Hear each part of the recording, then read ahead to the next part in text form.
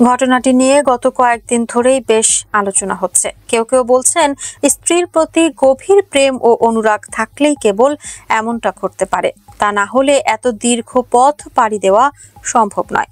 বিস্তারিত জানতে সঙ্গেই থাকুন। লকডাউনের কারণে প্রায় 2 বছর স্ত্রীর সঙ্গে দেখা হয়নি, কিন্তু সেই 2 বছরের বিচ্ছেদকে এক যুগ বলে মনে হয়েছিল ভিয়েতনামি যুবকের। না হলে এতটা ঝুঁকি নিয়ে কেউ স্ত্রীর সঙ্গে দেখা করতে বের হন? 37 বছরের হো হোয়াং হাং মূলত ভিয়েতনামের বাসিন্দা। ভারতের মুম্বাইয়ে স্ত্রীকে দেখতে তিনি প্রায় 2000 কিলোমিটার জলপথ পাড়ি দেওয়ার ঝুঁকি নিয়ে ফেলেছেন। যদিও হোয়ের মনোবাসনা পূর্ণ হয়নি। 2022 সালে 16 মার্চ তাকে থাইল্যান্ডের জলপথেই আটকে দিয়েছেন সে দেশের নৌবাহিনী। থাইল্যান্ডের মূল ভূখণ্ড থেকে প্রায় 80 কিলোমিটার দূরে সিমিলান দ্বীপের জলপথে হোকে উদ্ধার করা হয়েছে বলে জানিয়েছে সংবাদ সংস্থা এএফপি। তার সঙ্গের মালপত্র দেখে অবশ্য চোখ কপালে ওঠার জোগাড় নৌবাহিনীর। 2000 কিলোমিটারের যাত্রাপথ পাড়ি দেওয়ার জন্য রাফটিং করার একটি ভেলায় নিজেকে ভাসিয়েছিলেন হো।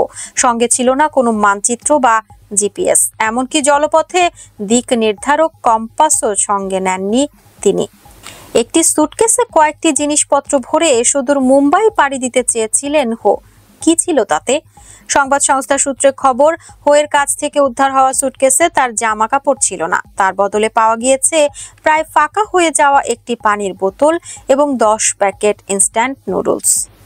কর্মকর্তারা জানিয়েছেন সমুদ্রপথে আসার সময় ওই ভেলায় 18 রাত কাটিয়েছেন হো। সংবাদ মাধ্যমে হোয়ের এমন কীর্তির কথা জানার পর অনেকেই একে বলিউডের সিনেমার গল্পের তকমা দিয়েছেন। তবে এই গল্প সত্যি। একটি ভারতীয় সংবাদ মাধ্যমের দাবি, বঙ্গোপসাগর এলাকায় ঘূর্ণিঝড় শুরু হওয়ার আগেই সেই জলপথ পার করে ভারতে ঢোকার পরিকল্পনা ছিল হোয়ের।